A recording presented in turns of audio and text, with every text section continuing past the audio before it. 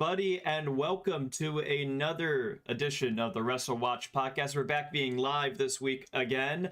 I am Ryan, and I am joined by Doug and by Luke again. Luke is returning. How's everybody doing? Doing well. Doing good morning. Yeah. I will say this. I have a car issue. I'm not gonna bore everyone with that, but that is a thing. But hey, we are here in the new world where blue sky is the new hotness. Yes, blue is the new black, it seems. Or Yes. the new Twitter, really. I tried being that guy for Blue Sky to my friends when I went to go see them on Thursday. Hey guys, Blue Sky is where it's at, and I got laughed at. So it's a work in progress. So, but yeah. We're gonna see how it goes. We are as kind of being mentioned. We're now on Blue Sky. If you have not joined us over there, we're trying to be a little bit more active there because it seems to be a little bit more active of a scene and a little bit more positive of a scene over in Wrestle Sky. I don't know why last week and a half, but yeah, weird how that happened. Luke, you've been on there for a little bit longer than we have. Yeah, I've been on there since they were still doing the codes where you had to get an invite, and I got lucky that somebody inside of the WrestleWatch community was kind enough to give me a code. So it's been pretty quiet, but there's a really tight knit group of like specifically wrestling fans. They call it Wrestle Sky over there, of wrestling fans that would always talk with each other and chat with each other. And now it's just everybody's in, and it's kind of cool to see that OG group get integrated with the newer people that are coming in. And so far it's been super cool, super positive. And any days of the week that has wrestling, whether it's Monday, Wednesday, or Friday, like that, or Tuesday too, it's all been positive conversation going on and just being generally excited about the stuff. It's super cool. Right now, I'm really digging what Blue Sky is right now. Yeah, go ahead. I was gonna say it's like I've been there since the code too, but I haven't used it. I just made the account and then didn't do anything. So, but I'm enjoying it. My only critiques so far are that in the DMs you can't like post pictures, which is which is weird. You can't post video. You can't post media to DMs, and you can't react to comments in DMs. Those are my two critiques, but those are little things, and hopefully they adjust that. Well, I can see one reason why they might not have media in DMs. I think that they're trying to be a little bit more proactive about the things that went wrong with X. I'll phrase it as specifically X, not with Twitter. So, and they are putting a strong emphasis on moderation and just making sure that the people that are going to ruin the experience don't get the chance to, trolls and just outright like rage bait accounts and stuff like that. So they've been doing a pretty dang good job so far, and I've been enjoying my time with it. The group blocking is nice. Yes, that is nice, but I'm still careful about it because I'll go through a block list. I'm like, why are you here? And why are you here? When I just take a quick glance at somebody's profile, I don't know. When I look at a block list, I'm going into each individual account and I'm just making sure, okay, this guy, he needs to go. This person needs to go. They need to go, blah, blah, blah. I liked it where I think it was AEW posted after Dynamite. They were just like, hey, what do people like about the show? And like below it was only positive comments, because the way that block works on Blue Sky is it's if one side blocks, then it's two-way blocked. So you won't get one half can still read everything and still interact with everything, but the other half will just never see it ever. It's like you can't interact, you can't see once one side blocks. So it means that then if AEW were to, find the troll block list, it would mean then that all those accounts just wouldn't be able to ever comment on that post ever. So yeah, it felt a lot more positive of an environment over there so far. So point is, I think, Doug, you have a little spiel about who we are and what we do, and then we can get into this week's episode. Yes, for the people who have never listened to us before, we are the WrestleWatch podcast. We are the only weekly podcast where we discuss free agency, contract negotiations, and the overall landscape of talent and management dynamics in the world of professional wrestling.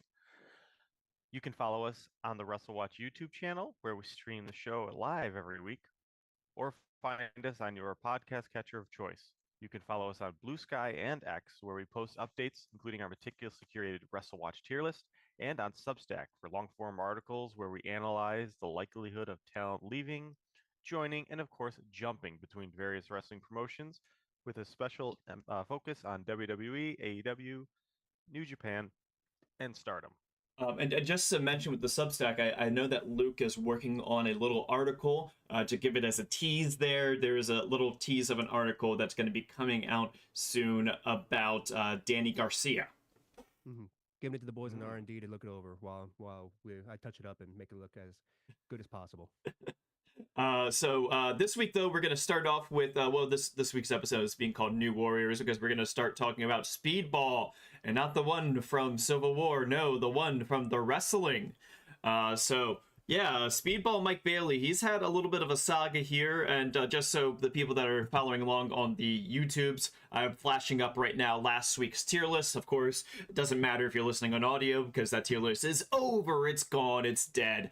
But the big reason why it's over, gone, and dead is Speedball Mike Bailey. Earlier this week, we heard reports that his TNA contract had indeed even already expired. We were expecting it at the end of this year, but we didn't necessarily know it was going to be November 1st. I think otherwise we might have moved him up the tier list possibly before now.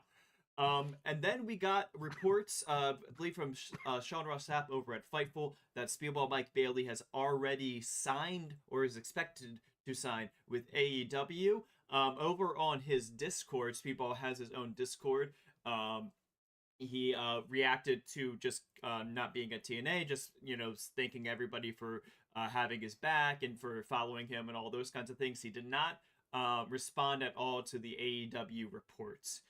So guys, right now, Speedball Mike Bailey is in the lean jump tier. Right now, flash up on the screen is a picture of him after his match with Takeshita. From My Little Pony, Maple Leaf Pro Wrestling, our new favorite indie out of Canada, that was another factor in all of this about if he should be higher on the tier list or lower on the tier list, is of course that Maple Leaf Pro is not considered a jumping location for us. That would still be considered being independent. So if he were to sign full-time with Maple Leaf Pro, we would be considering that a move down the tier list, relatively speaking. A move to AEW or WWE or even New Japan would be a move up, or I guess even Stardom, maybe, would be a move up the tier list for one Speedball Mike Bailey. So, fellas, how about we start with Luke, who has that lovely Substack article coming up for us. Where do you think Speedball Mike Bailey should be going? What do you think about if he took the right decision to go to AEW? Yeah, so again, just a small little tease on the piece that I'm working on. I just make a quick comment about just how quickly the wrestling industry runs, because news goes by fast, and it just flies by, and all of a sudden there's just quick changes that could be happening at any moment. I bring that up because the morning of, I believe it was on Thursday when this app dropped, maybe Friday. I don't remember which specific day it was that this news dropped for us. I believe it was Thursday, yeah. Thursday. So Thursday morning was when Sean Ross Sapp let us, I guess, posted out, skeeted out, whatever you want to. They call them skeets, by the way, on Blue Sky, which is a whole thing in itself. So when he posted, what he posted was his contract ended for TNA on November the 1st, which is the first time that we had gotten a solid confirmation of what his contract end date was, because all we had known was by end of year. Turns out it was November 1st. All right, cool.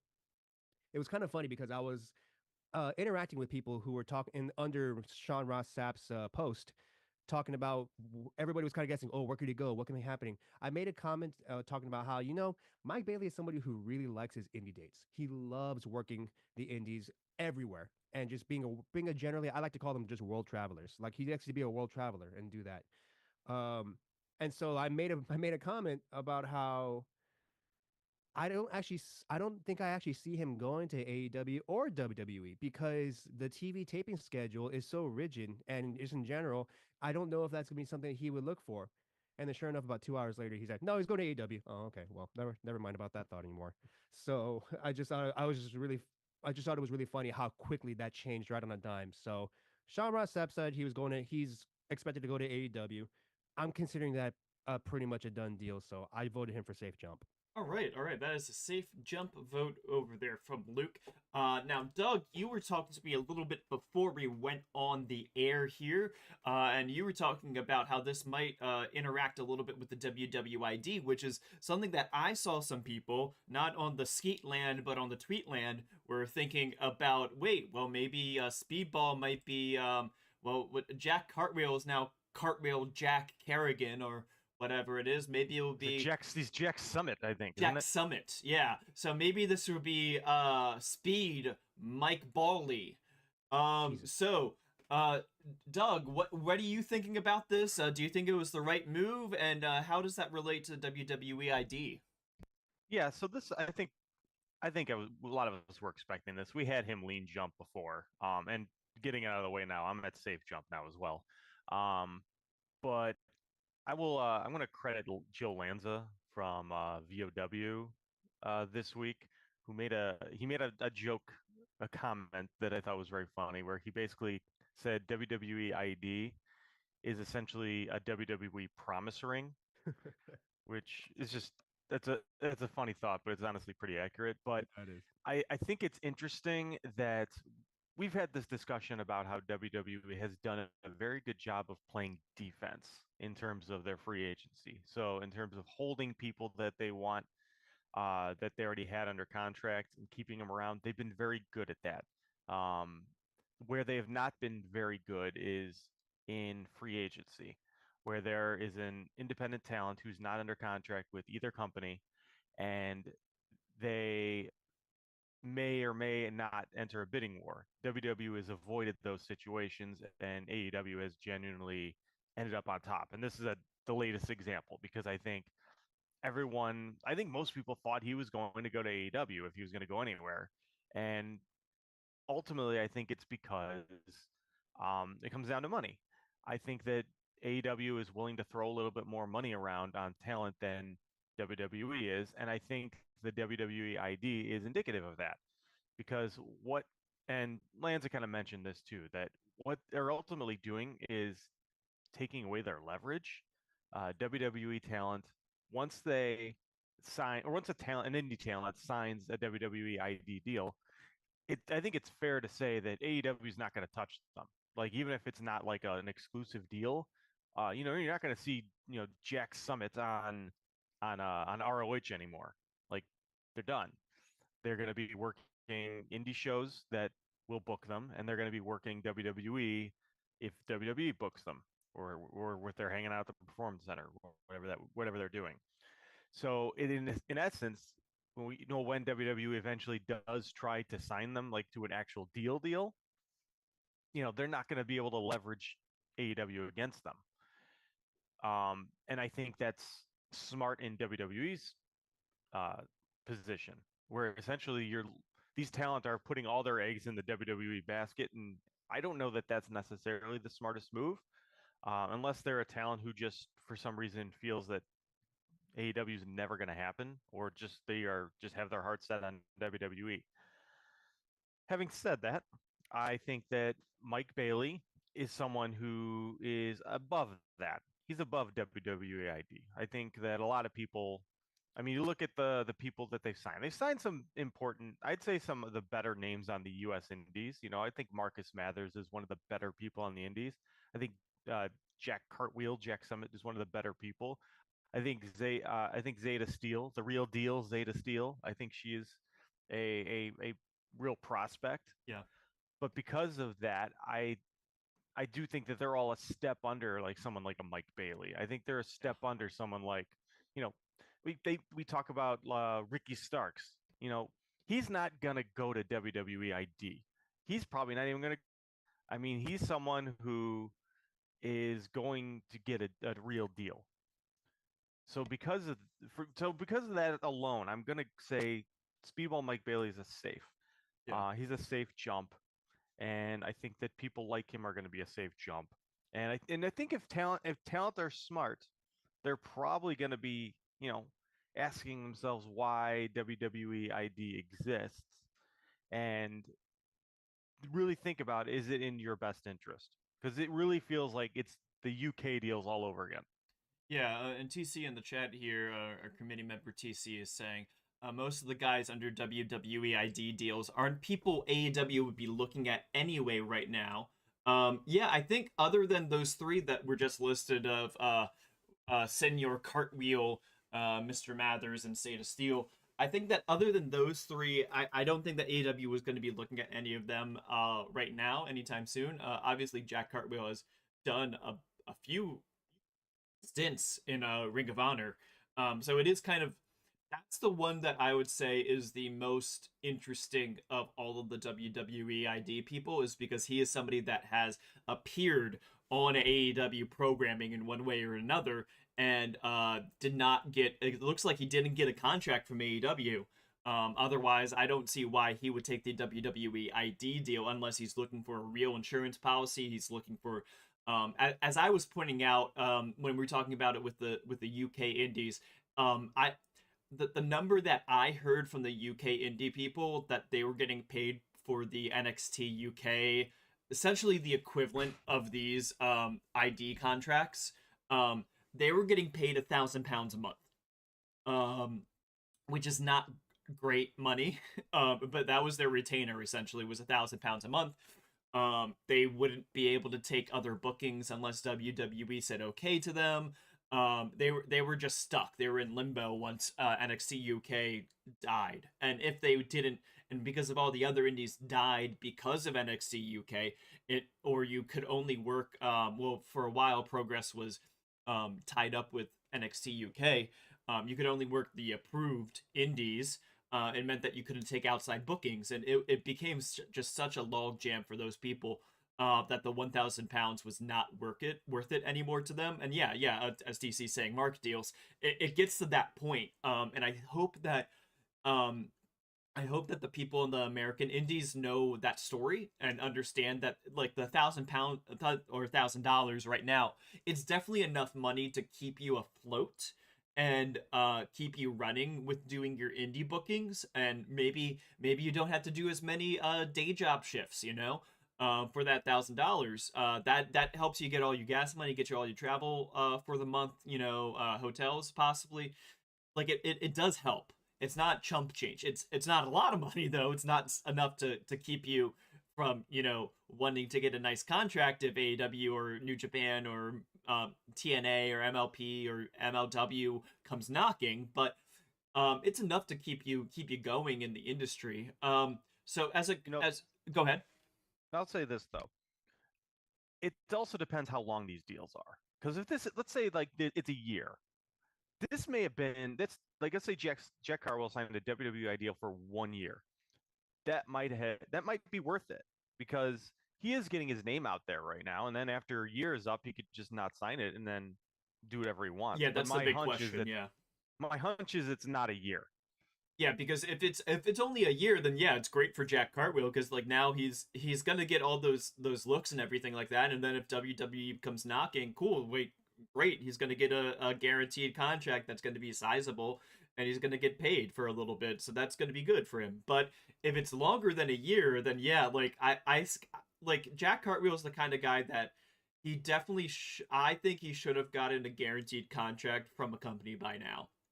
Honestly, I think that he's a good enough talent to get that. Again, he's not as big of a name as Speedball Mike Bailey. He doesn't have that much TV time experience and all those kinds of things. And that's another reason why Speedball is a different level above all these kinds of guys when people are trying to like say, oh, wait, why isn't he a WWE happening to him? It's because he's been on TV for a while. He was X Division champion. He's a very well-known talent in the industry. Even if you don't know him yet. So I think that what's happening with him makes total sense for the people that are tuning in that are WWE ID kind of people. This makes total sense. He's not a no-name or anything like that. Yep. Yeah, I agree. I agree too. Yeah, and I think that what's going to happen here is, he'll probably premiere before Wrestle Dynasty, I'm presuming, because I would bet that New Japan would love to have him for some stuff. But I think it's possible also that he does the CC, especially somebody like Takeshita, and obviously Okada's going to be in it. So yeah, I think. Do we think he's going to be at Full Gear? I I'm gonna I say no. I'm gonna say no. Although if he's not at Full Gear, I don't think he's in the CC. Is the thing. Oh, I think he could do both. Well, I think he could not be in full gear, but still be a shadow announced for the C2. Maybe if they do a C2 announcement for the brackets, it would include like a surprise. Oh, Mystery. by the way, Mike Bailey is going to be here too, and that'll get a pop from the crowd because I feel like the AEW crowd knows pretty dang well who Mike Bailey is. I think that he's somebody that I don't. I would say that considering how the Hurt Syndicate stuff worked so well because they didn't do a surprise, who is this person kind of a thing. They slow build it and like met the expectations that they were presenting to the audience. Um, I think that the best strategy would be for him to appear at Full Gear in the announcement of the C2 bracket. Like you have all of the competitors come out on stage, you know?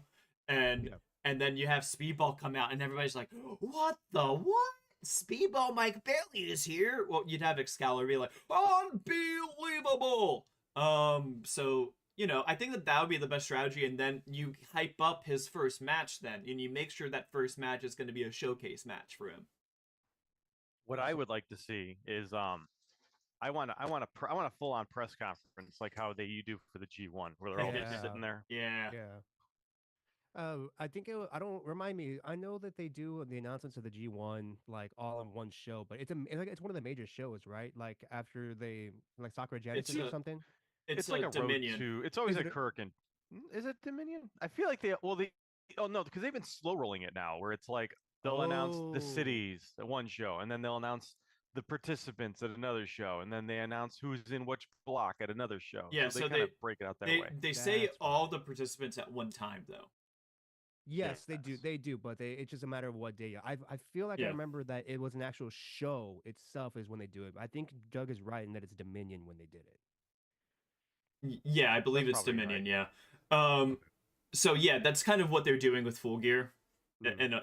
in a manner of speak. Yeah, I think that'll get a good pop out of the Newark crowd. I think that the first show after Newark, if you have Speedball on the bill and he's going up against Okada or something, well, maybe you want to get him a win for his first match. But like if it's somebody like Okada or Takeshita for his first match, people are gonna tune in.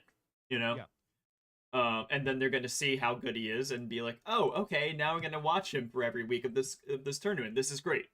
Yeah, oh Um, yeah, this guy hoops. Yeah, that's cool. so, needless to say, Speedball Mike Bailey is I don't have the slide, but he's a safe jump. I think that's the consensus here: safe jump Yeah. for Speedball. Next up is somebody that's kind of related to that. It's Josh Alexander. He is also another possible Exodus person of TNA. He has not been involved with any of the NXT collaboration stuff so far. He was also another one of these people that was involved with Maple Leaf Pro Wrestling. So this nomination is a little bit more vibes based than news based, based off of somebody else that we thought was possibly going to go to Maple Leaf Pro full time, quote unquote, or have an exclusive kind of deal, a sizable deal with Maple Leaf Pro in Speedball. Josh Alexander is another guy that we were thinking might be that as a destination. So considering that and considering we know that his contract is going to be up in January or February when that option year that TNA took up that Josh did not want them to take is over. Where do you think Josh Alexander will go? Do you think he might stay with TNA even? What do you think about Toss Up being where he is right now? Let's start with Doug. So I was kind of going towards toss up, but then I started really thinking about Josh Alexander. I don't necessarily see him as a guy that AEW is going to jump on. I also don't really see him as someone that WWE wants to jump on.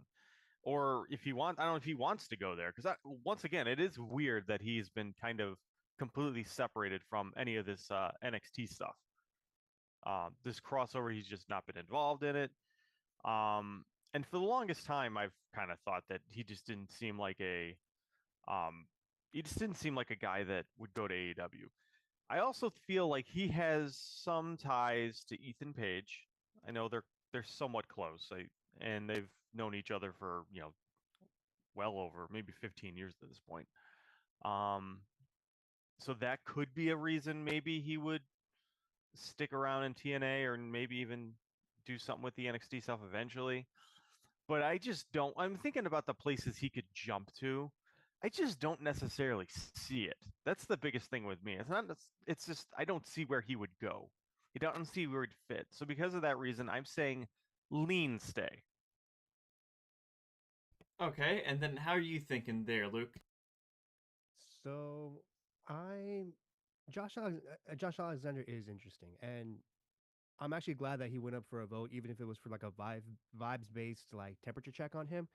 And the reason why is because I've been wanting to vote him up the tier list for a while now because just really and truly, he just seems, first of all, just spiritually done with TNA. Like, just done. I feel like he's been counting the days ever since TNA post Scott D'Amore era extended his contract and extended with the option year, and when he asked for his release. So they did the exact opposite. It's just for me, it's always kind of felt like he just kind of resented TNA for doing that. So I feel like he's been wanting to get out for a while. Now, as for who would pick him up, I think there's actually a relatively equal chance that he could go to one of NXT or AEW. Um, I actually do agree with Doug that AEW doesn't seem quite as likely. So right now, I would have him possibly earmarked for NXT, and the reason why is because I could be misremembering this, but Mhm. I feel like I remember seeing an update that Josh Alexander was getting stonewalled by TNA management from doing the NXT stuff. So it kind of sounds like he was interested in getting involved, if that's the case. So if that's the case, then NXT is actually a pretty solid location for a pretty solid idea for a location he could go to, if not it's going to be AEW.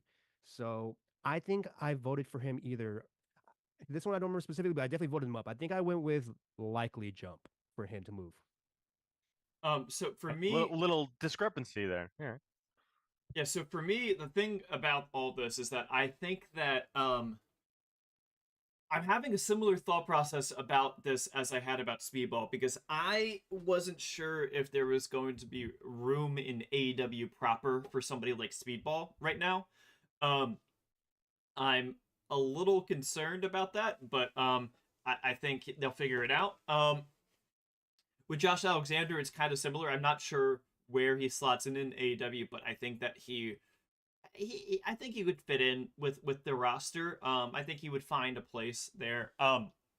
With NXT as a possibility, um, I suppose it depends on how. I still think that NXT is they haven't really brought in any more experienced folk since Stephanie Vicor. And so No, they haven't. I'm intrigued to see, and I would, even when Jordan Grace eventually goes to WWE, I think it's eventual. I would still not categorize her as another new person. I would say like, oh well, they kind of already had her pegged there as going over to WWE long before now. So I would say even then, I wouldn't say that. So it's been a little bit of time, and I'm thinking that they're waiting to see how the CW era goes before they sign more people and see if they're going in the direction of keeping it as developmental or trying to push it as the developmental plus new brandy kind of direction. If they're going new brand kind of direction or third brand kind of direction, I could see Josh Alexander showing up over there. But we were thinking that somebody like Motor City Machine Guns might get pushed down to NXT, and they're not. They're in fact champions on the main roster. So I think that if Josh Alexander was going to WWE, he might not be going to NXT. Is part of the issue with him.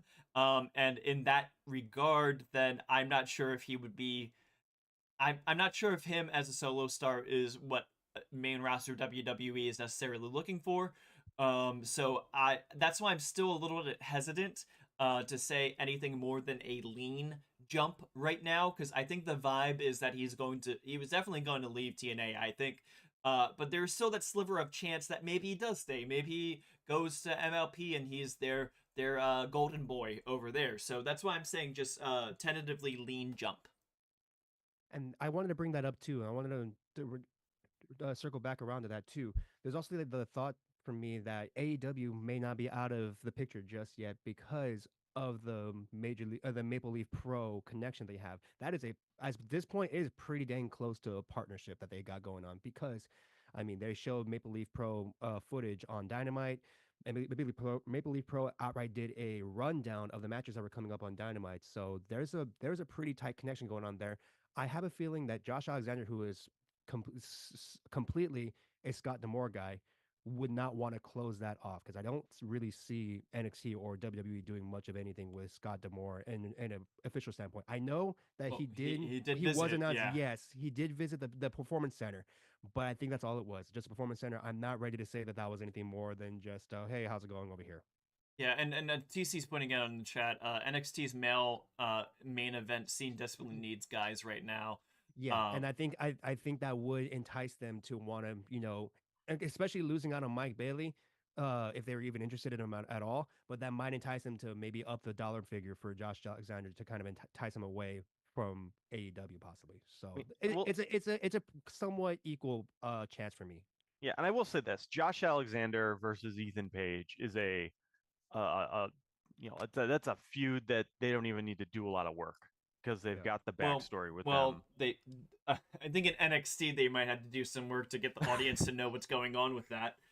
I don't know if the NXT audience knows. The NXT crowd does seem a little smarkier than the usual than the regular WWE crowd. So but here's the thing: like, it's really not that hard. All they got to do is play a couple video packages. I'm sure TNA will give them the footage. Yeah, and like kind of, I think they could do that. I think that'd work fine. So even if the crowd doesn't know what it is. I mean, they're all pretending they know who Jack Summit was and what a great deal it was. and how excited they were about Delta, who already changed their name too. So yes. Changed it again. Yes. Oh, that's great. So to recap, then I'm going lean jump. I think that his most likely destination is. I'm going to say right now, AEW.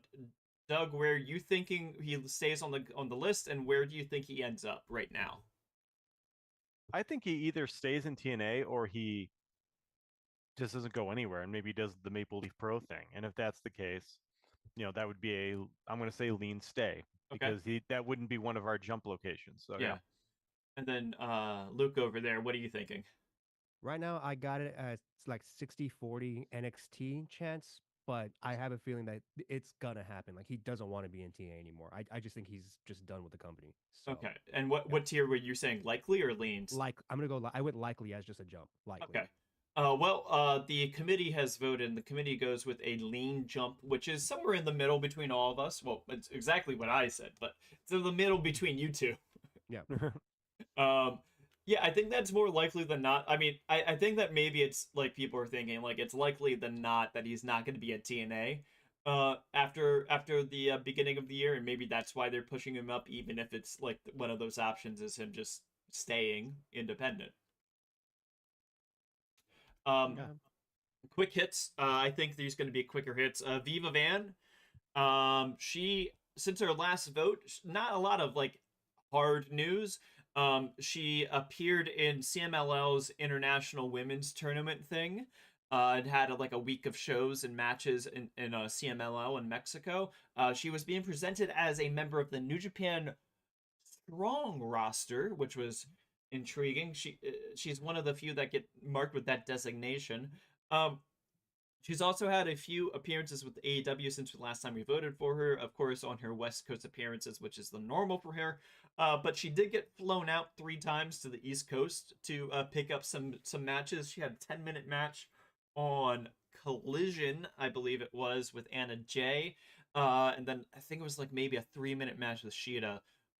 So she hasn't had a lot of screen time. I think one of those, the Collision match, it might have been, she did get an actual entrance, which was different for her, relatively speaking. And of course, it is East Coast, which is the big thing that we were kind of looking at as a tea leaf was when we have these kinds of folks that are being brought in for AEW for enhancement talent work, as some companies would call it. Um, what we've noticed is that it might not be serious if you're just doing it in your own local region, but when they fly you across the country, then it's starting to get a little bit more serious. So Viva Van is having that happen now, occasionally, and it's also for Ring of Honor more so, which is odd, I would say, financially speaking, because Ring of Honor is just the streaming show and it's the pre-show for the tapings that they do for Dynamite Collision. So, based off of all of that, Doug, how about we go to you first? I think you're gonna have to get out of here quickly soon enough. Did you have any thoughts on Viva Van or just anything else in general that you wanted to get off? I still got about 20 minutes. Oh, okay. So I initially voted low confidence. Take her. I've actually every single time she's gone up, I've kind of voted that because I just feel like there's nothing really going on here. However, as you're talking right now and kind of laying this out, I am thinking more and more about the rumors about ROH potentially having something. Like that's been the talk every now and About a then. We've been possible hearing, TV contract. yeah, we've been hearing a little bit more about that, and I think as I think about it that way, I'm starting to think I'm thinking maybe I shouldn't have voted to take her off this week, even though I've been voting to take her off for months at this point.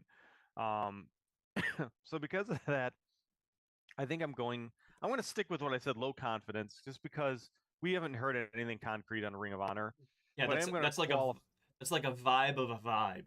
Yeah, exactly. So I'm going to stick with my low confidence, but I want to qualify it by just saying that um, if Ring of Honor actually does become like gets a deal or some type of streaming thing or something where they actually have a have a broadcast right and they're actually bringing some money in, I think that she's one of the first people that I would say, yeah, they're probably going to lock her down for that. At least for the people who haven't already been locked down. Like obviously like Athena, she's under a deal. Yeah, Um that's what TC is saying in the chat. Viva Van would be a lock as part of a Ring of Honor Oscar if when they get the TV deal. yeah. How about you, Luke? What are your thoughts about Viva Van right now? Yeah, I've been kind of putting her on the more bullish terms, the bullish part of this list. Likely Stay always felt a little bit too low for me, just because one, she's getting a ton of bookings with AEW specifically, and not just AEW, like AEW on TV, not even like dark matches. So she's getting that. Two, earlier in the year, I remember specifically she got enhancement talent entrance where it was just the person who's going to win, and then they just showed her already there in the ring. She's got an entrance now, like an entrance, a Tron. She's got a music. She's got everything now. So that tells me that their AEW kind of has some investment in her, um, I guess as a talent. So because of that, I think Likely Stay is just too much. And the fact that we've been tracking that tea leaf of, where is she getting booked? Since initially it was mostly West Coast, but now she's getting East Coast and just kind of all around the place now, more regularly with AEW. It almost sounds like she's kind of traveling with them. Um, plus she just trained at the New Japan Dojo. That's why I'm not super duper surprised that the New Japan Strong designation was what she was given for the CMLL show, because she also champions the New Japan brand like all the time on social media. And again, that's an AEW partner, of course. So because of that, I think because there's still nothing overly seriously official in terms of like an announcement or some kind of update. That's why I decided to just keep her like right in the middle. And I put her at toss up. I put her at toss up as to coming to AEW, just because there's not been any real official word of what her deal is or what's going on with her. We're just picking up a lot of signs as time has passed by this year. And I do agree that if the rumored TV deal for Ring of Honor does go through, she's going to be a part of it. Like she's already working with Ring of Honor more than just about any other AEW date right now, and still that's still kind of a bit of a ways away. But we did get probably the most official update on that from I believe it was Meltzer who dropped that. It's like, yeah, no, there's actual talks going on now again, and they're getting pretty close. So that's probably the most optimistic that we can see of a TV deal coming for Ring of Honor. And if that's the case, Viva Vanya, I can definitely see being part of it. But for now, since there's nothing super official yet, I put her in toss up. So my vibe on it is kind of where Doug was before I started talking, and this is how I voted. I said low confidence because of what we're saying about the Ring of Honor thing. We haven't gotten concrete evidence that that's going to happen yet. I mean, like it seems like it's happening, but it hasn't been announced yet, and so I don't want to necessarily vote her up or down based off of what we think might happen with that. I don't know. I just right now I don't think that she's going to get signed by AEW for the main roster of AEW. Um, I think that if she gets signed, it's to Ring of Honor, and right now it doesn't feel like it's as strong yet. That Ring of Honor is doing a lot of exclusive contracts that are just going to be Ring of Honor contracts. They have some, they have a few, but they don't have a lot. And so considering how she's being used so far, I'm not seeing it as much. But I mean, so like if I were to vote a position on the tier list, I would say likely stay. But the way I voted today was low confidence. Doug, could you recap again where you voted? I'm voting low confidence until I hear anything different on Ring of Honor. Okay. The committee went with a toss-up, which is where Luke was for it. So they're a lot more confident than Doug and I are. Which is fine. Because honestly, there's a lot of different ways to approach her. I think that's the big thing. It's because you can come from a lot of different angles with it, and there's still a lot of variables we just don't know. Yeah. And I think for me, just kind of giving an idea of my thought process too, I also this is probably going to be the ceiling where she's going to be, at least for the time being, until we get some kind of official word from anybody, really. Whether it's a Ring of Honor, whether it's a Ring of Honor deal, or it's somebody outright says, "Oh yeah, she's on like a tier 0, or she's got a 1-year contract or something." If we get something like that, then I'll reevaluate. But as of right now, toss-up is probably going to be the ceiling where I'm going to have her. I would say that also if she gets a win somewhere within the AEW ecosystem, then I will start looking at it more, I think, too. Yeah. Okay. So why don't we go ahead and queue up the next one, Ryan, while I go fill up my coffee? Okay, cool. So the next one here is El Hijo del Vikingo. He is currently at safe stay on our tier list. We last voted on him a few months ago when we added him back to the tier list. I think that was vibes based why he was added back, because he signed a long-term deal. What was that? Because he signed a long-term deal with AAA earlier this year. So it was kind of confusing to me, at least, why he got added back to the tier list. We have not heard anything since he's he was injured, so he hasn't really been doing much work either recently, but we haven't really heard anything about him not being at AAA. So how are you guys feeling about it? Respectfully, I was also quite confused as to why he got put back on the list, because right at the beginning of the year, he was announced to be re-signing on a multi-year deal with AAA. I'm like, okay, well, he's gone. Cool, sounds good. And I think the reason why he was added back is because when he was recovering from his knee injury, he had posted on Instagram about an excitement of getting back, and he happened to use a photo of him in street clothes at the AEW entrance, circa 2023, which was the red and blue, the red and blue hue and everything, with gigantic screens. So it wasn't the tunnels, but still, because that's the last time that we've seen him in AEW, and because of that, this was a little bit more tea leaf driven than anything more than that, anything past that. But the fact of the matter is, just the cold hard facts of it is, he's already resigned, like he's on a multi-year deal, so unless Conan decides to give WWE a massive solid and let him run to WWE or NXT out of his contract just to stick it to AEW, or for whatever reason that would be. I'm sorry, this is a low confidence vote for me, at least, or at the very least, a confirmed stay of being at a promotion where we just don't track. Yeah, and TC in the chat saying, poor dude was out for a year, came back and got hurt again. Exactly. So that's another layer on it. Bad luck too. And so bad luck too on top of all of that. But yeah, this was definitely a tea leaf driven vote that put him back on. I think we need to take him off because he's resigned. Yeah, I think that's a good thing to say. And unless Doug is back, I think we were ready just I'm to back. say. What are you thinking about Vikingo? Did you hear anything of what we were saying there? Yeah, I did. I cut out for a second. I don't know what happened there, uh, but yeah, I actually went lean stay, and I'm gonna tell you why. Um, I think that AAA lately has been kind of weird. Like they're drawing weird. They're not exactly doing a whole lot of stuff.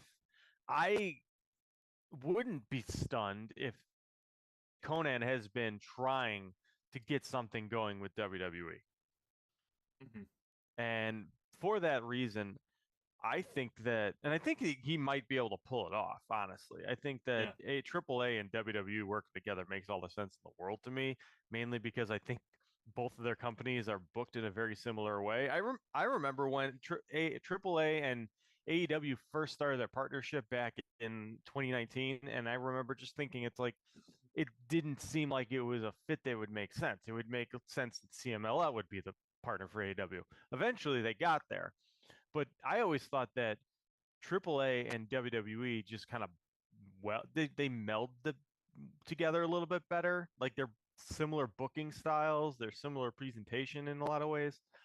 So I honestly could see something happening where they do like some type of talent exchange where eventually maybe like, hey, we'll let you out of the contract because you're going to WWE. I could see that. Having said that, I'm still a lean stay. Okay. I'm lean stay, but Um, I really feel like there's a lot of smoke to a potential fire where we're seeing a AAA WWE agreement where those contracts could be kind of broken. and then Yeah. TC here in the chat says AAA is always weird. Have y'all been tracking the whole Spain tour thing with AEW about how they booked it like months in advance and then they already canceled With the entire tour? AAA. AAA, AAA, yeah.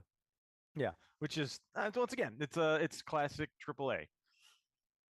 Well, unfortunately for you, Doug, the committee did not. It fell on deaf ears for the committee. Your argument, because for right now he's going off the tier list. Fair. I'm just saying I'm gonna put my I'm holding off because something feels weird with him. I don't know. I would Well, prefer to just wait for more information to come in before we decide to put him back on, and not Yeah. a social media post. That's fine. and now that we have the final three for this week's podcast. It's the three that were released question mark by WWE. Two of them, the first two that we're going to talk about are Indi Hartwell and Tegan Nox. Both of them were, I believe that technically they are being released with a 90-day window until the actual release does happen. And then the third one of this group, Baron Corbin, is going to end us for today's show. He is his contract expired. So just to get the phrasing out there before we get into this a little bit here, because it is kind of important with Tegan Nox and Baron Corbin, not as much with Indi Hartwell, that factor in this. So Indi Hartwell was informed that she will be released at the end of 90 days here. She's worked for 3 years on the Indies, primarily in Australia, before joining WWE in 2019. So she doesn't have a lot of experience in other promotions outside of WWE. That's been the majority of her time in wrestling, and she didn't do as big of promotions as I would say Tegan Nox did before she went to WWE. I think she did Shimmer was the biggest one that Indi did. Indi Hartwell did do Shimmer. I saw her Yeah. live at Shimmer, so I Yeah. can confirm that. Yeah, so but that was kind of the biggest that Indi did, whereas I think that Tegan Nox she had some bigger, and we'll get to her when we get to her. Just for those matters, I also think that Indi Hartwell has the highest ceiling of these three. No offense to the other two, but I think that Indi has something more going still in her. She has more left in the tank to present to other promotions. I think that personally that I could see her showing up in the women's division of another promotion easily. Not necessarily one that we follow, though, is part of the issue. So let's start off with Indi Hartwell. Let's start off with Doug there, because he has seen Indi Hartwell live in a non-WWE setting. He is one of the few, the proud, the indie heads of the teams. Yeah. So What do you think about Indi Hartwell's chances of going to essentially do a non-WWE promotion, or I guess going back to WWE would be a jump as well if once she has her 90 days over. So, Doug, to you first, what do you think about Indi Hartwell? I think that she is someone who is tailor-made for TNA. I think that or some similar promotion. I don't think she's done. I think that she's passionate and she wants to keep working, but she's not someone that I think AEW is going to pick up.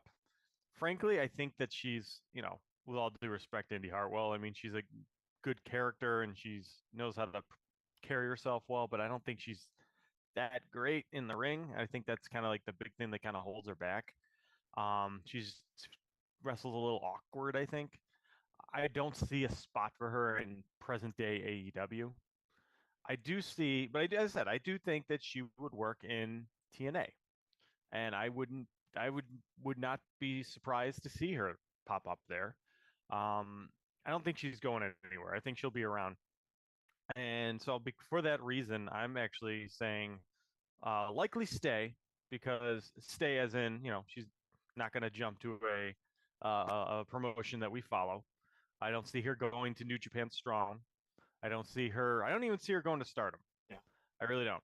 So for those reasons, I say likely stay. Yeah, I think that she's interesting in that regard also because she is Australian, so it might mean that she might have a little bit more of a depending on how like all of it shakes out with visas and stuff, she might have a little bit more of a wanting to go over to Japan. Um, although she has no history of going to Japan is the thing with all that. Spoilers for Tegan Nox there. Maybe she'll go to Marigold. Hey, yeah, she'll stay in the family as it is. It's still up and running by that time. But yeah, I think that's a very good point about all that tailor-made for TNA kind of stuff there. And yeah, if she goes to TNA, that's a move down the tier list, relatively speaking, compared to a move to Stardom, AEW, ROH, or back to WWE. So, what do you think about that, Luke? I'm not gonna lie to you. As of right now, I'm kind of swayed by Doug's argument a little bit. So actually, lower where I would have voted her now. I think I actually voted her as a toss-up because I was doing a little bit of research on her just to kind of get an idea, past injury history, like looking at just age and stuff like that. And she's only 28 years old. She looks like she's had a relatively clean bill of health, especially compared to Tegan Nox. I apologize for pointing that out like that for her. But all I'm saying is that I could have seen where AEW may be interested in at least bringing her in for a taping or two, or just to give her an honest look because she's young. She's 28 years old. She's been relatively healthy, and the fans were relatively invested in her too in her time. She also, if I read it correctly, it also looked like she was a bit of a victim of the WWE draft thing where they draft them to a brand and then just kind of don't use them. Yeah, she was assigned 2024 draft to the SmackDown brand. Her and Candice LeRae and both of them have gotten lost in the mix. They lost their tag titles to Bianca and Jade at the King and Queen of the Ring earlier in the year, and then they kind of just fell out into nothingness after that. That, if I recall correctly, they were getting booked on Raw, and they were like in this triangle or square of tag teams with Io and Io and Kyrie. Yeah, with Damage Control, which was also weird. Also, was because last year she was drafted in 2023's draft. She was drafted to Raw when she was the NXT Women's Champion, and she just gave up the belt. She had She had the shortest reign in NXT history at 31 days.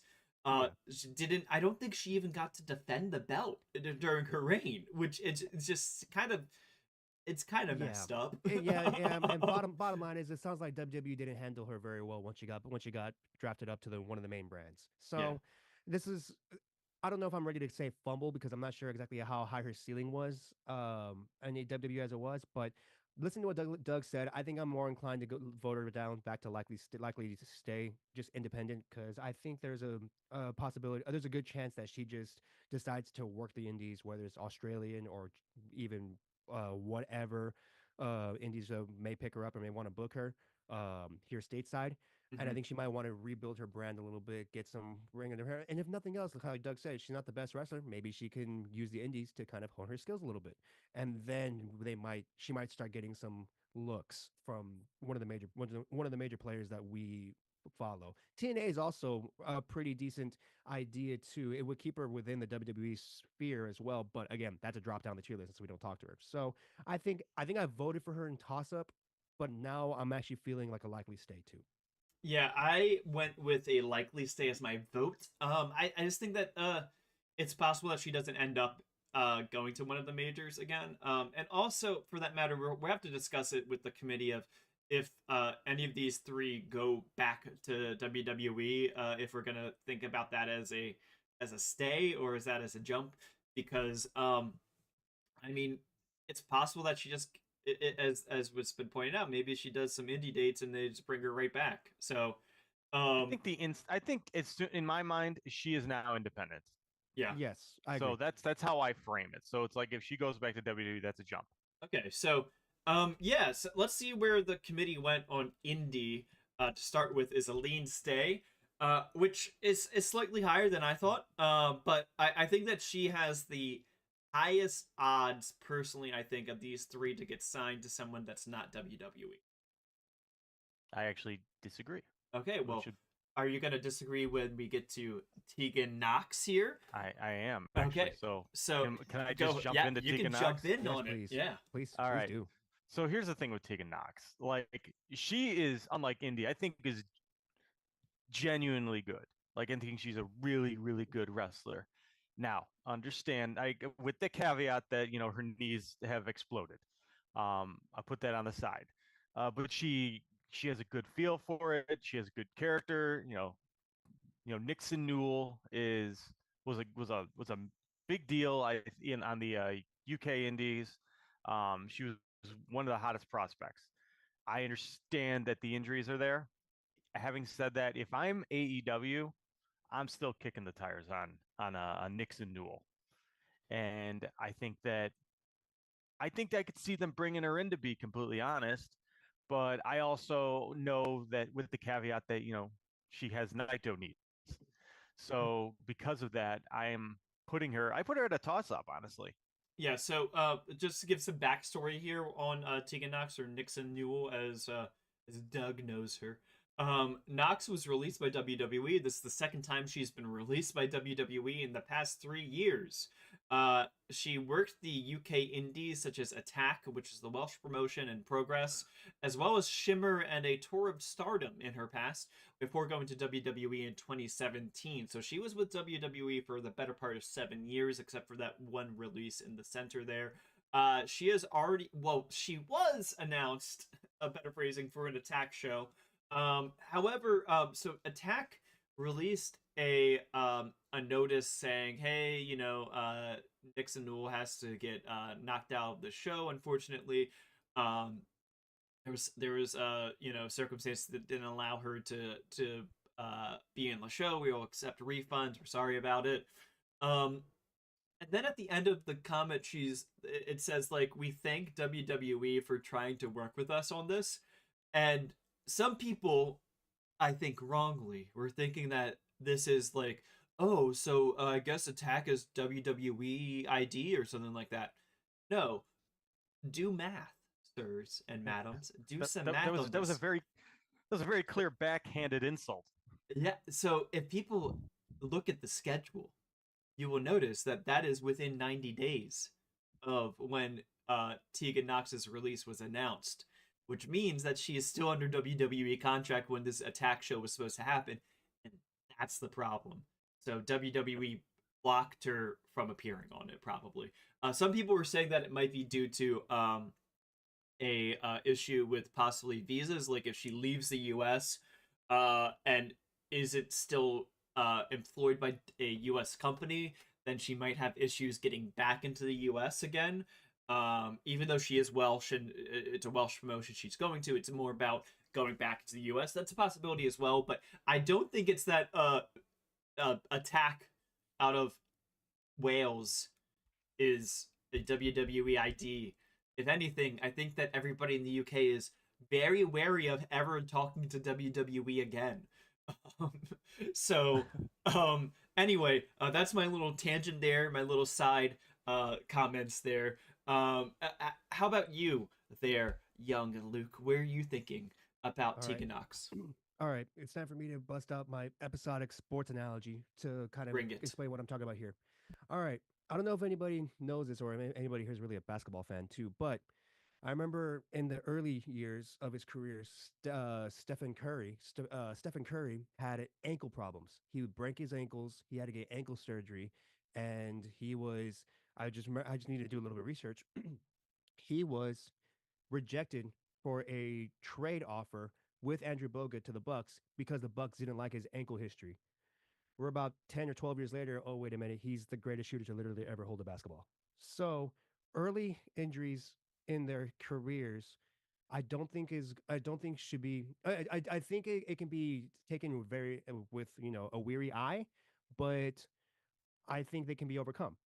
Now, Tegan Knox's knees, both of them were destroyed. One of them was so bad, she tore every ligament and her kneecap was dislocated, I think, if I read it correctly. It was terrible. But that was about 4 years ago, maybe 3 years ago now. And I wanted to double check, and she's actually had a relatively clean bill of health since she came back. She's been doing okay, and she's only 30 years old too, so she's still got an entire career ahead of her. So I actually don't think I actually think I understand being wary of injuries, especially earlier in their career. How they were like Steph Curry had bad ankles. Now he's the greatest to ever do it. I'm not gonna say Tegan Nox is gonna be the greatest female women's wrestler to ever exist, but I'm saying that the injuries can be overcome. So with that being said, there was something about just the optimism that she showed in her social media posts following when she was released, that it was really nice to see. It was really refreshing to see just how excited she was to get back out there and, rebranding herself as Nixon Newell. She rebranded herself as Nixon Newell the night before, the night of her release. TC said the Warriors literally tried to trade him, and when the Bucks said no, they sent Monte Ellis instead, which God help them. But bless Monte Ellis, but come on, but come on. So, but what I was going on with that is I actually think I voted her as a likely stay because I was kind of buying into the idea that she wants to attack the indies and she wants to, you know, be a name on the indies that will eventually get her a pathway to AEW or heck even New Japan, somewhere along those lines. I don't think that she's going to be going back to WWE anytime soon because this is also the second time she's been cut by WWE. So it's the second time she's been cut by WWE. So I actually am buying the idea that she's going to be a bit of a world traveler for the time being, and then we'll reassess her. But for now, I don't mind her on the list, but I would put her at likely stay. Yeah, I'm right now feeling that I would even go safe stay. Because as TC's pointing out, I could see Stardom bring her in at the very least. Yeah, To do a tour, yeah. she's done a tour of Stardom before. Yep. That was pre-pandemic, and it was 2017 or 2016 even. So it's been a while. So like I wouldn't be surprised if that's the kind of thing happens, but I think that the most likely thing, based off of her very quickly trying to take a booking at Attack, is that I think she's gonna try to really build back up her reputation after these injuries on the UK indies in particular. I think that's where she's going to go and try to cut her teeth a little bit with places like Attack and Progress where she's worked before. Yeah. And then try to I see, like you say, Luke, that well she did the WWE thing and she got released, and then she went back to WWE, she got released. Maybe she won't go back to WWE a third time. I think that makes it possibly more likely that she might go back to WWE because she said yes again before. She can do it again. Third time's a charm, buddy. Third time's a charm. And I think, again, if she can go to the UK Indies and prove, hey, both my knees aren't even existing anymore, but I've still got it. I think that that'll get WWE off the couch a little bit and be like, okay, you know what? We were wrong. We're going to bring you right back in again. How about it? Well, remember, what has Doug been saying since like episode 1 of the podcast and just in general? The way to get WWE interested in you is to go somewhere else and build yourself up Yes, and yes. just become a name elsewhere. Yeah. And then WWE is going to come in. I mean, how many? You don't have to look very far to see how Stephanie McCure lost a tryout. She did not make it on the tryout. Showed up at Forbidden Door, and then she was in WWE less than a week later. Yeah, yeah, and I think that's probably what's going to happen with Tegan Nox. Personally, that's what I think is going to happen. So that's why I'm going with a safe state. Doug, are you still there? I'm still here, but real quick, I do have to go, so I'll let you all finish off the show without me. But I just want to say, Baron Corbin, no confidence. All right, we got his vote in. Let's do it. For the moment, Tegan Nox is a lean stay, a little bit hotter, Okay. a little bit hotter. But yeah, I can see it. But yeah, I don't have. I think I want to see how her indie trip goes first before I say with more confidence putting her higher up on the tier list. I'll say that I think the clean bill of health that she's had for the last couple of years. I mean, for the last couple of years since her last major knee injury. I do think that maybe AEW, again, what the way Doug said it was just to kick the tires on her. Yeah, take a flyer on Tegan Nox and see what they can bring her in for a Ring of Honor taping or two. I think that a Rampage taping. I think that specifically a Ring of Honor taping and having her get a win on Ring of Honor and see how the crowd goes with it. Maybe even I think that might be the best strategy. Like have her go against a indie talent that you're good with, that you trust and everything like that, and you're like, hey, we're gonna try to test you both, try you both out, kind of with each other, see how it goes, kind of a thing. Or also, I also wouldn't mind just letting her go with the talent that AEW feels is a safe talent, like a Sheeta, newer talent. I would even say like Amanada or somebody even lower if they want to give her a win. If they want to give her a win, Robin Renegade too. Is another answer too. So she's somebody that I've noticed is that they lean on Robin Renegade of all people to actually, if they want to make a talent look good and as a safe worker, they've been kind of giving it to her too. So hey, good on you, Robin, for one thing. But second thing also is I want to say they've also brought in NXT talent too, or former NXT talent. Aaliyah James, I think, got a Ring of Honor taping too. So this is not out of the realm of possibility that they would bring somebody in. Yeah. So let's see what happens with Tegan Nox. I'm looking forward to. She's probably going to be work in progress soon, so I'm looking forward to watching her there. And then last up for this week, it's the man of low confidence, as Doug says. It's oh God. Okay. Bum Baron Corbin himself. All right. Here we have a photo of him with the Wolf Dogs, which is a name. It's one of legitimately one of WWE's bigger fumbles of the last year. The Wolf Dogs were awesome. I think that was a really, really good pairing, and I think that they would have done extremely well on the main roster. I get why they went with Braun going to solo up on the main roster, but I think that a better way forward would have been give him a tag title run on the main roster, really push them as a cool act, and then Marty Jannetty it.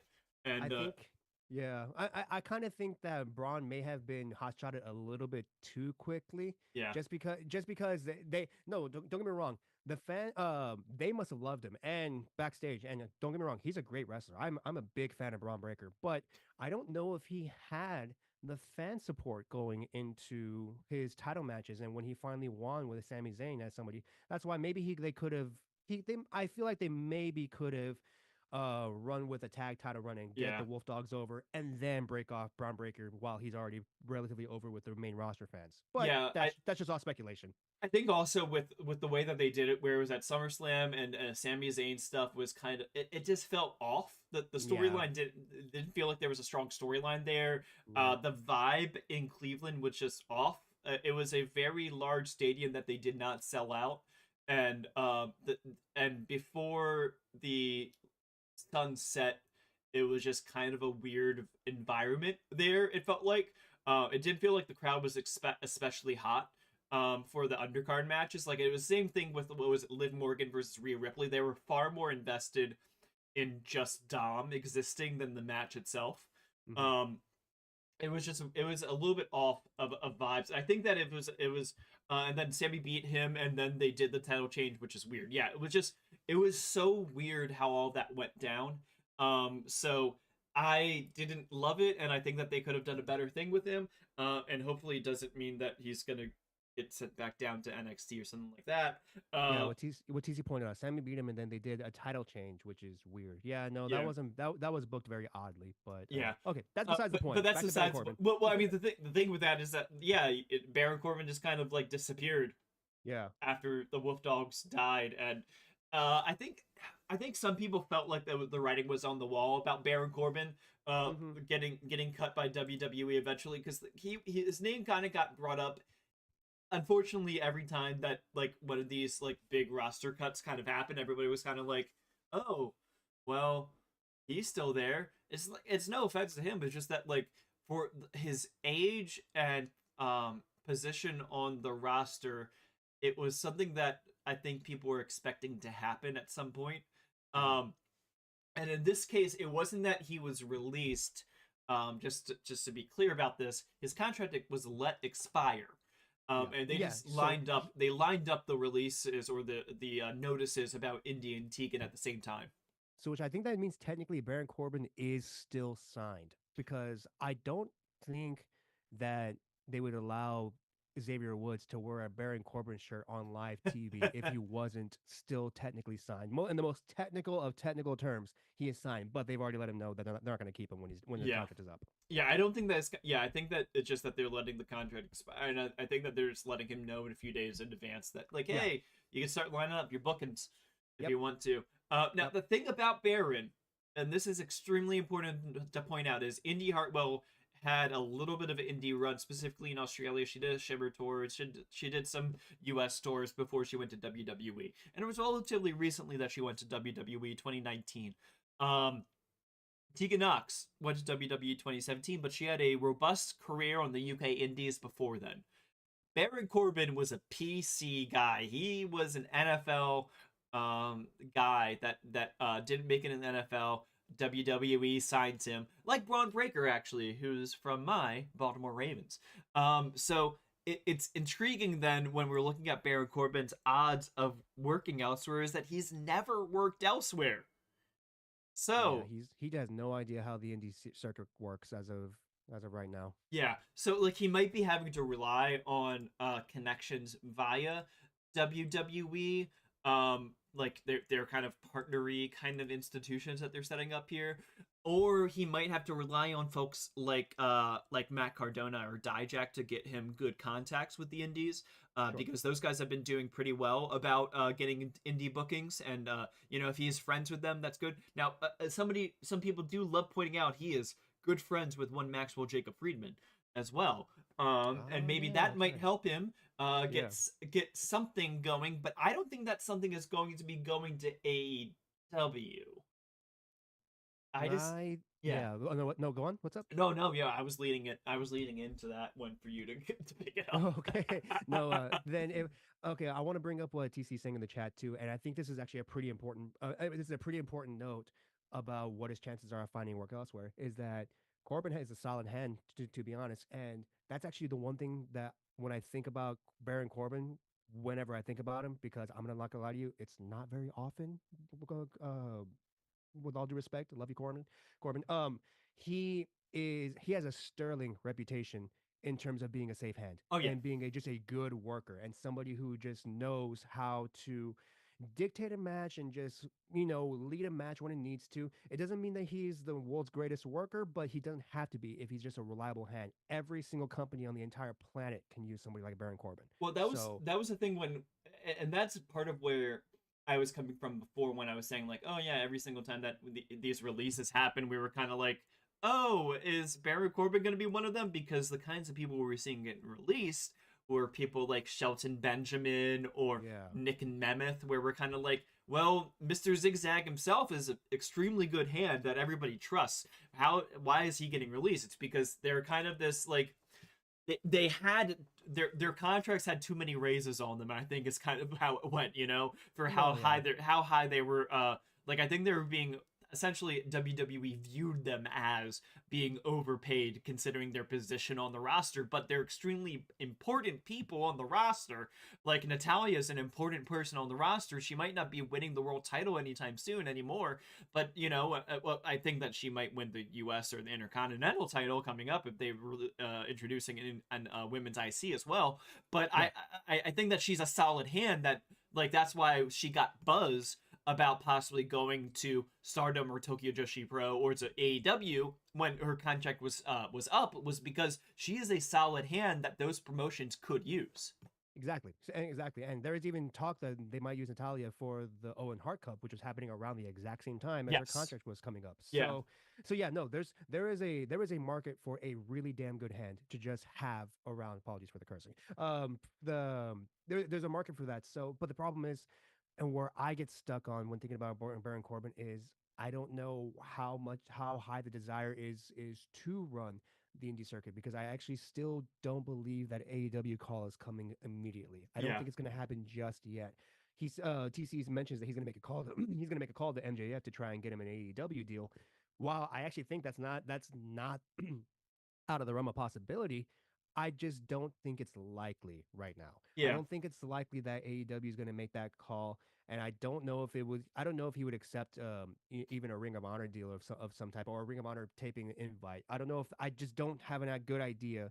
I don't have a good gauge on where his mindset is for that, and I Yeah. don't know where the desire is for an indie circuit run, because, like you said, he's never done the indies. He's never done anything except for the Performance Center, which Yeah. is basically it's a structure pretty much. Yeah, and another thing with all this too is like when you're saying about Ring of Honor, I think that that's kind of the tier of promotion that I could see him going into and being able to like have a good shot on the roster and have a good position on the roster. But I think that if we're thinking about Ring of Honor possibly getting the TV contract, that's something that we talked about before, and where Ring of Honor would be heading to, what direction they would be going into with all that. I think that the direction that they're going to want to do is making it like essentially that super indie kind of thing again. Yeah. They're gonna want to like when we were talking about people like Speedball Mike Bailey and Josh Alexander before, we were kind of saying like, hey, like these guys, like they might not have a place on the AEW on TV kind of thing, but like Ring of Honor is kind of the perfect thing if they get a TV deal for them, and so we're already kind of in our mind kind of like molding what we think Ring of Honor will be if they get the TV deal a little bit, which is kind of like this more like pure based thought process of wrestling, kind of harkening back to the aughts days of Ring of Honor, the golden age of Ring of Honor kind of talent. Thinking about cross promotion with Maple Leaf Pro kind of people, like in darlings from CMLL and New Japan being able to be brought in that are gonna be like, oh wait, whoa, Takahashi's on this taping. Oh yeah, people are gonna go out. You only need 1,000 people to make it look like a good room for Ring of Honor kind of a vibe, for a taping. Yeah, of course. I don't know if Baron Corbin is that kind of guy. But I think that a place like a MLW with Dijak, I think that that's a place that could look at him and say, hey, like if we still have some of this lawsuit money, we could use Baron Corbin. He might get some eyeballs over to us. I think that TNA could be a decent destination for him as well in that kind of regard. I think he would fit in with the roster, and he's worked with a bunch of the people on that roster before in WWE. I think that also going back to WWE after a little bit of time here is also a possibility for Baron Corbin. Yeah, and so as of right now, my just general feeling on it is that I also don't think there's just enough information to be able to draw a conclusion just yet. Yeah. For Baron to do. So but based on what I've already kind of stated, which is PC prospect who has become a very solid hand, doesn't really know the indie circuit very well, and I'm not 100% certain if he has AEW contacts that he could rely on to get an immediate deal. Yeah. I should say low confidence, but I kind of want to keep an eye on him. So I think I voted him safe stay. Yeah, I'm similarly vibed about this as you are. I think that I have low confidence in him going to one of AEW or New Japan, because still in my mind I'm thinking about WWE being a return rather than a jump. That's how I'm thinking about it in my mind with somebody like him, especially if it happens very quickly. And if that's the case, that puts him in the realm of low confidence. But if I were to put him on the tier list, I would say Safe Stay is where I would put him. Safe Stay Independent, just to kind of not have get the confusion, just kind of swayed any confusion, is that Safe Stay to meaning that he's been released and he's gonna probably stay on the independent scene since we don't really track it too much. So that's what I'm thinking of. But I'm doing it because I just want to keep an eye on him and see what kind of updates come from him. I don't believe I believe we're gonna hear something because Baron Corbin, actually, believe it or not, is kind of a name. Yeah. So here we go. Here is where the committee went. They said Safe Stay for now. And I think that's the place to put him right now. So this is This, oh, no, go on. Yeah, this is the tier list as it stands right now. As of November 16th, 2024. Up in the safe jump tier, we have Hikuleo, Penta El Zero Miedo, Lance Anoy, and Speedball Mike Bailey. A little bit of a note, we can talk for a second about Hikuleo and Lance Anoy. So Lance, here's the saga of Lance for the people that didn't catch up for that update pod that we released a few days ago. Lance was announced as being signed with WWE, or he's been reported as being signed with WWE by a number of outlets now. The thing with him is that he's been at the PC.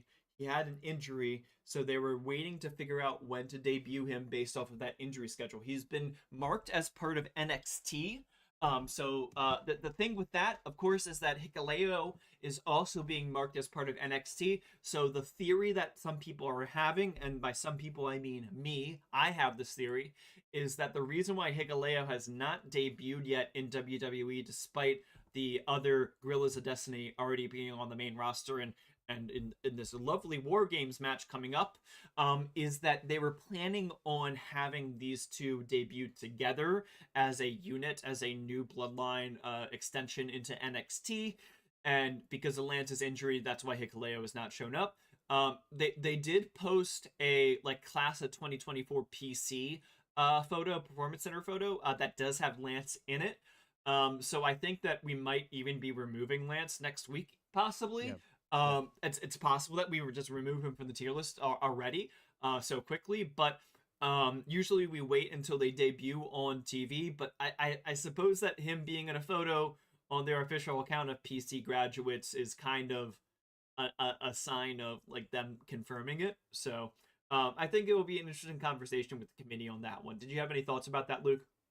I've been saying anytime that an update happens with Hikuleo or with Hikuleo, I'm just like, okay, well, he's going to be the fifth man for the War Games, and then he just isn't. Yeah. And then so I really don't know what's going on with Hikuleo, but that's probably a more plausible reason than anything I could have come up with as to why he hasn't shown up yet. Because frankly, I don't know if he needs the PC really much. The New Japan stuff, unless they're going to try and untrain him of what he learned in the New Japan dojo, I don't know. But still, Hikuleo not showing up yet is a bit of a mystery to me. But well, I think it's still only a matter of time. We already know he's signed.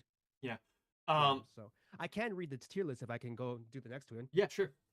So for likely jump, we have Michael Oku, Ray Phoenix, and Jordan Grace. Michael Oku is going to be an interesting one. For those who don't know, he is an independent wrestler who's been wrestling with Rev Pro over in the UK.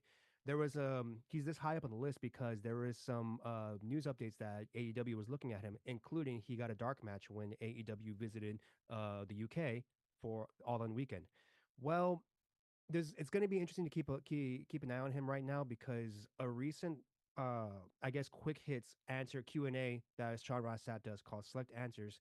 Somebody asked about Michael Oku, and he said he's actually still working in the UK, and he's not really being looked at very imminently right now. So that's one. That one we might need to keep an eye on, going forward a little bit. So what's going on here, whether to lower that or not. But just bring that up. And I was the person that I'm part of the sourcing on all of this stuff with Michael Oku. What I was informed of during All In Weekend, to restate, is that it was part of a collective effort by the UK indie promotions of him dropping his belts in the same weekend.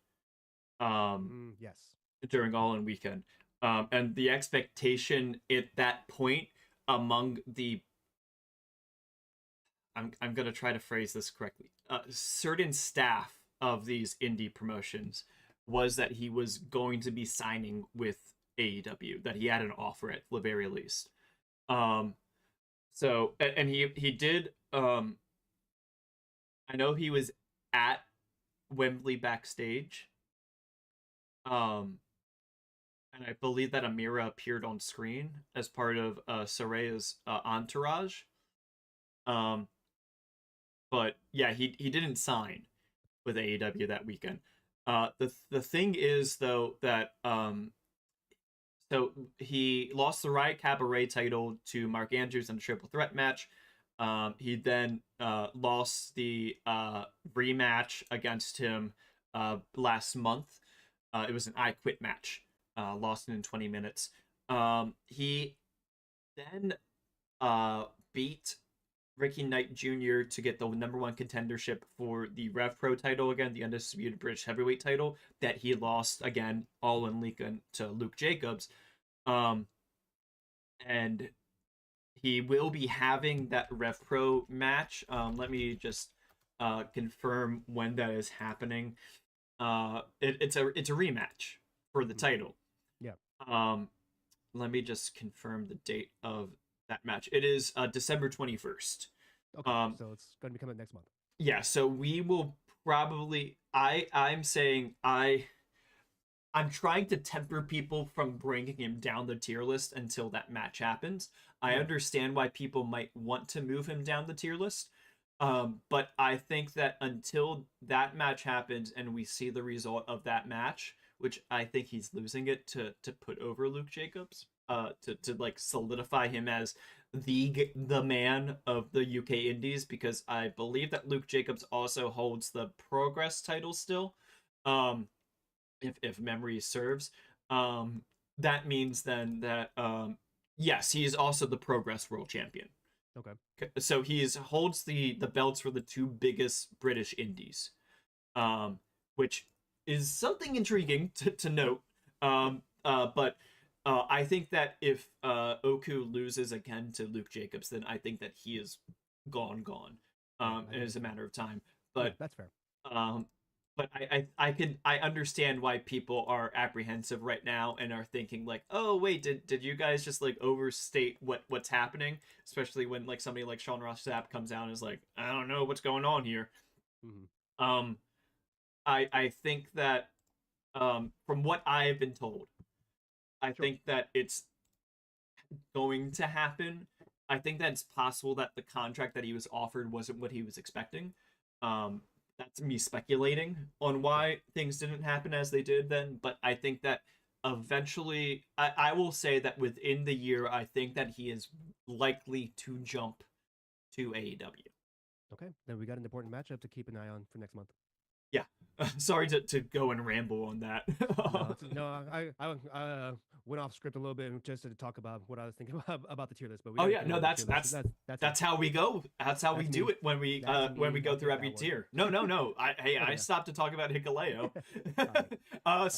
So how about we look down at the lean jump? We got Ricky Starks, Zilla Fatu, Miro, Ninja Mac, and Josh Alexander. Anything to add about any of those guys? Friend of the podcast, Ninja Mac, shout out to him. But otherwise, not a whole lot of what's going on. We've already talked about Josh Alexander in depth, in length. Miro is just weird. I have no idea what's going on with him. So, but yeah. he wants to be released. So I don't think there's gonna be much change until we hear something. Yeah, I usually wait like a month or two to start working them down the tier list. Yeah, which is fine. Toss up. We have Danhausen, Megan Bain, Mina Shirakawa, Beth Phoenix, and Viva Van. I call Daniel Garcia the most annoying free agency journey to track. Now that he's graduated to somewhere off the list, Megan Bain has taken on that new torch now, because none of us have any idea what's going on with Megan Bain. I don't even think she knows what's going on with Megan Bain either. So yeah, she's been rocking around on GCW. It seems. Maybe she gets an ID. Who knows? No, it's possible. Maybe she's been waiting for Marigold, but I don't know. Marigold sounds like they're about to close tomorrow. So Oh God, yeah, we were talking about that in our committee rooms recently about how Marigold is drawing less than Seedling, which is saying something because Seedling has Suri as their main champion also.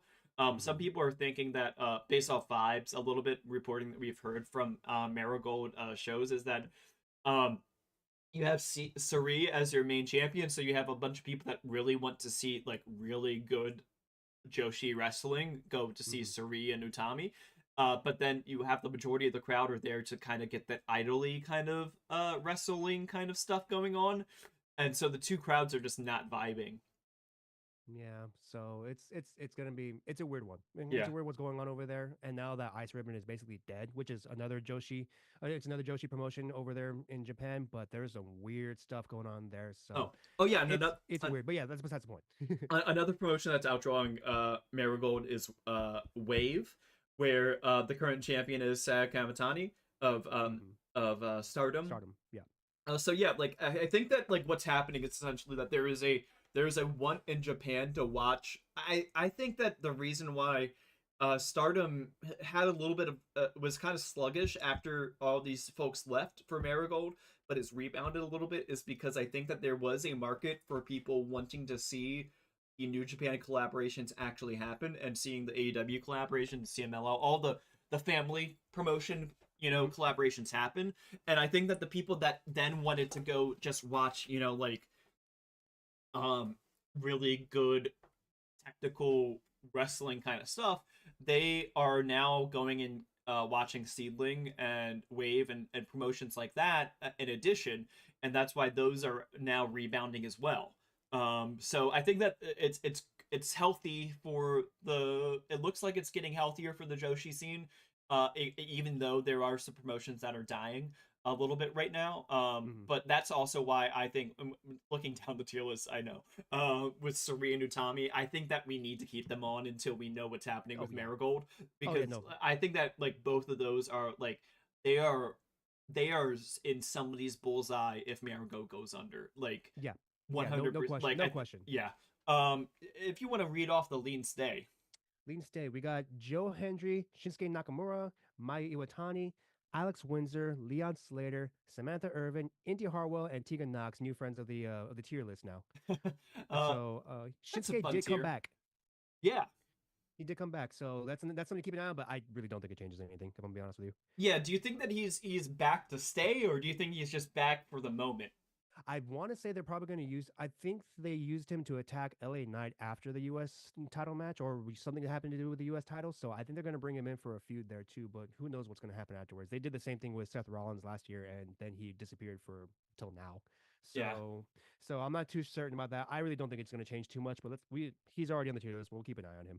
Yeah. And then down likely stay, we have Sami Zayn, Tekla, AJ Styles, Kevin Owens, the Hardys, Mustafa Ali, Dragon Dia, Kofi Kingston, and Xavier Woods. Any thoughts on those guys? I might keep an eye on AJ Styles. I remember the last time I was here, I thought he shouldn't be on the list anymore because of his injury. I might reassess that. But otherwise, I'm pretty good with all the other ones. Oh, it's something that I just thought about when I noticed the Hardys there. And thinking back up the tier list to Josh Alexander and to Jordan Grace is that I was like looking at the calendar for upcoming events. And TNA has a show in January, and on the promotional material they do have Jordan Grace and Josh Alexander. Excuse me, they have Jordan Grace and the Hardys on the promotional material. I don't remember seeing Josh Alexander or Mike Bailey on the promotional material for that event. Okay. That's something to keep an eye on then. Yeah. And then down a safe stay, we have my girl, Suri, your girl, Tommy Hayashishita, Hook, Street Profits, El Hijo, Dr. Wagner Jr., Dustin Rhodes, Becky Lynch, Giselle Shaw, and our new friend of the pod, Baron Corbin.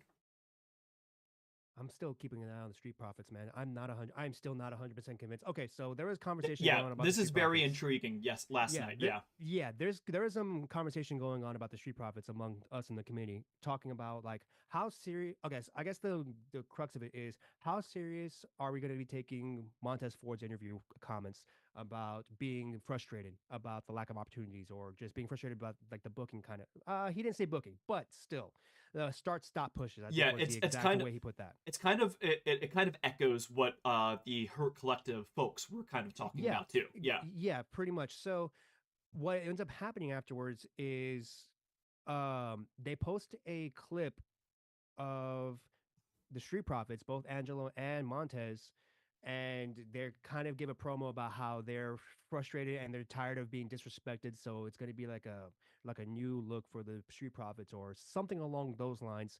Well, they had the first match just last night against Motor City Machine Guns to I guess go for the titles. The match ended in a DQ and an angle push for DIY Yeah. to attack MCMG, and then they tease their own thing, and then the Street Profits kind of ended up in the background again. Yeah. So again, there's something weird going on there, and I cannot Yeah. shake the feeling that when the conversation that we were having was okay, as soon as they posted that social media post, the sentiment changed to okay, this is an angle, they're working. Okay, I can understand that. But then this happened last night. I'm sorry. I didn't buy it at first, and I still don't buy it now that this is still an angle. So Yeah, I really want to keep an eye on him. I'm keeping a close eye on any updates for them. Yeah, it kind of reminds me of the whole lemonade thing with Becky Lynch. Yeah. Where I think that lemonade post was legit from Becky Lynch. I Yeah. think that she was tired of how she was being treated in WWE, and I think that that's kind of shown with how long she's been out. It's I don't. I think safe stay is the correct place for Becky Lynch. I'm gonna say Yes. that up front. I don't think that she's leaving WWE necessarily. No. However, I think that she's been frustrated by WWE and needed a break. Yes. And- And I think and she was given that. Yeah, and so like when we compare it, that I think that then what happened, just for people that don't remember, was that then they tried to make it like she had to reference it on screen, kind of a thing, to play up the kayfabe of, oh yeah, she's frustrated, ha ha ha, and then like she's been gone for months and months and months now, so she probably was actually frustrated and wanted time off. I mean, she could have other reasons why she wanted time off too, sure, but part of it works together, Yeah.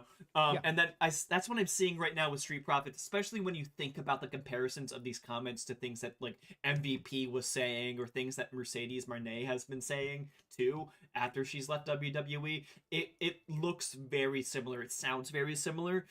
So I wouldn't be surprised if they tried to, angle the stuff that was said by them. And be like, yeah, they are frustrated. They do feel like they don't have any respect. They are going to try to go for the tag titles. Yeah. But the plan was DIY versus Motion Machine Guns, because that is the Hooper's dream match, Yeah. So they need to get that match to happen. And Street Profits need to get pushed too a little bit. So what do? They just throw them into a little love triangle. And the thing, of course, with any love triangle is that there are two people that are really in the triangle and one person that is in the switch chair, as we will say, the hotel chair. And I think that Street Profits right now are in the hotel chair of the three of them. And that's unfortunate for them.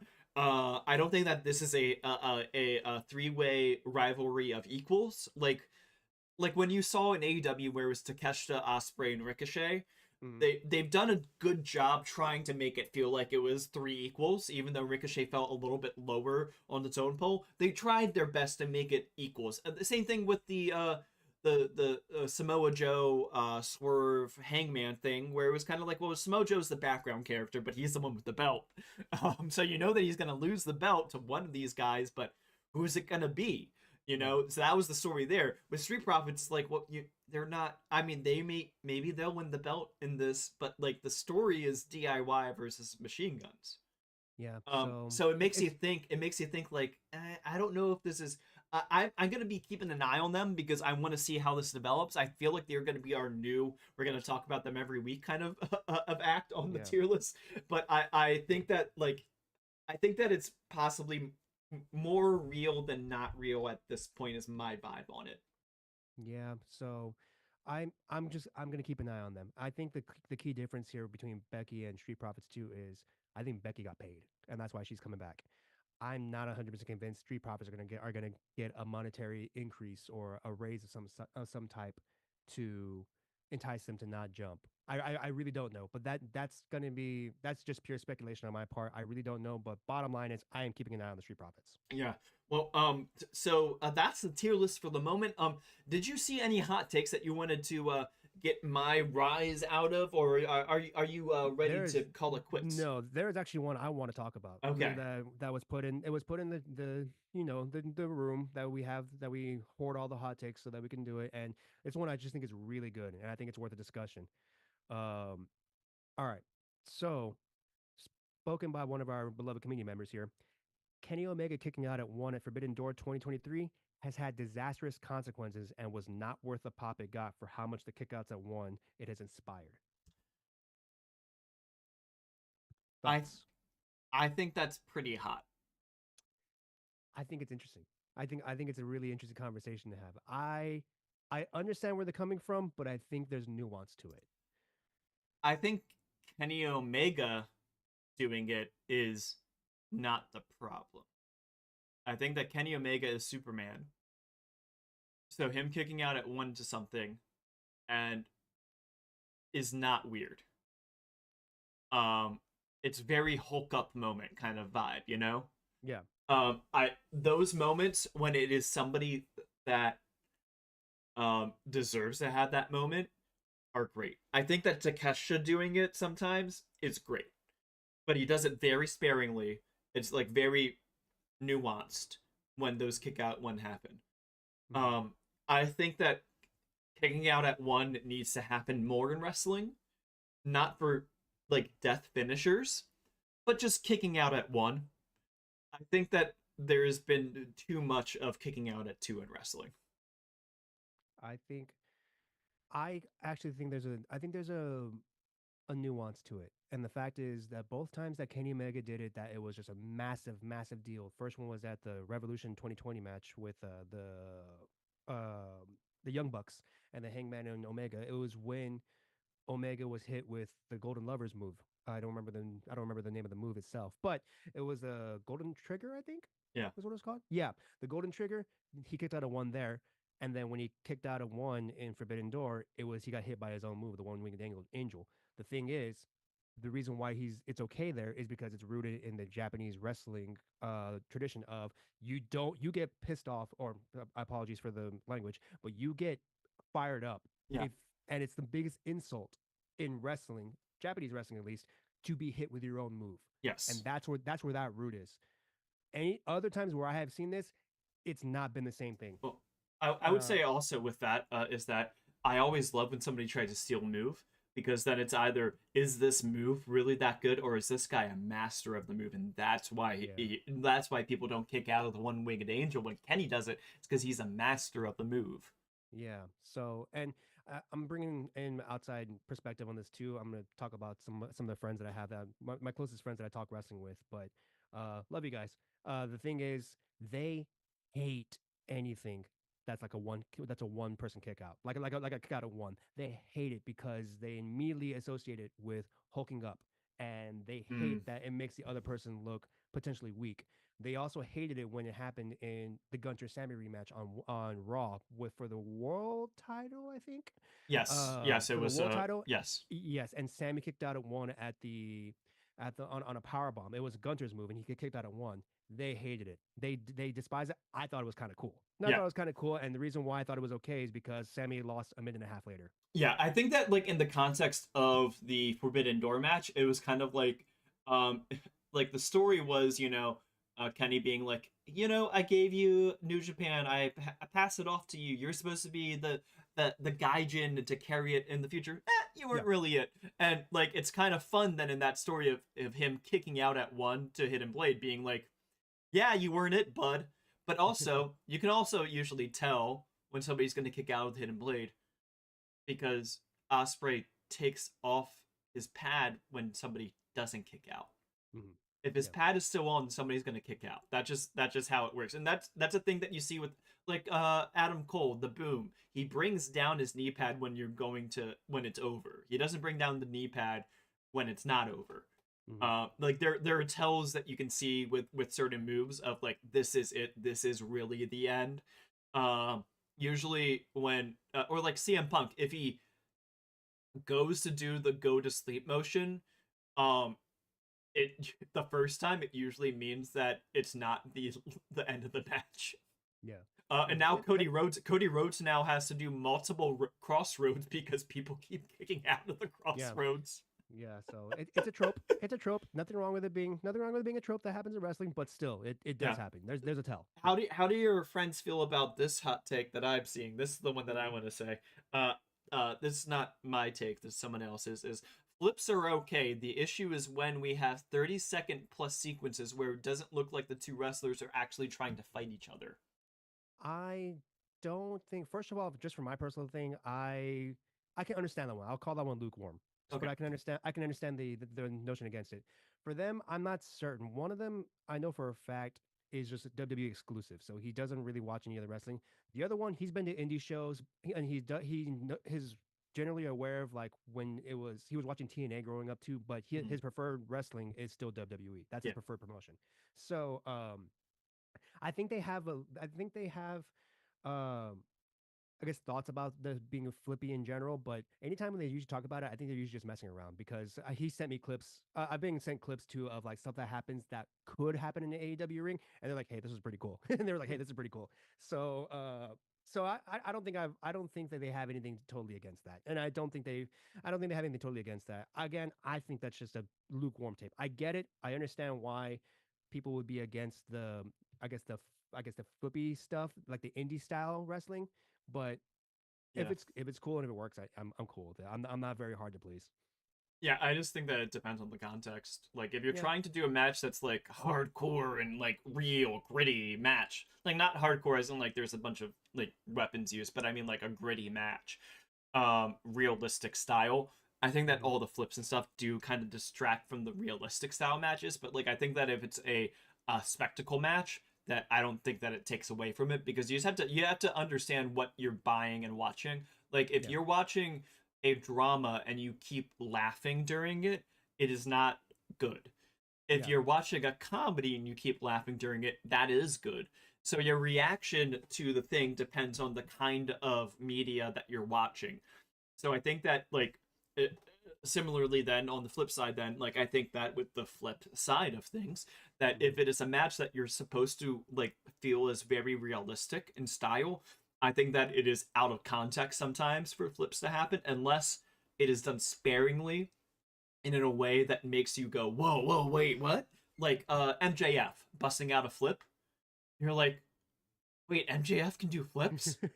I mean, if it doesn't happen very often, it's a good way to like, oh, okay, this guy can go. Yeah, like when Brian Cage or Wardlow break out flips. You're like, or like I think Brian Cage has done Hurricanrana. I think Brian Cage has done Hurricanrana before. I'm like, hey, buddy, what are you doing?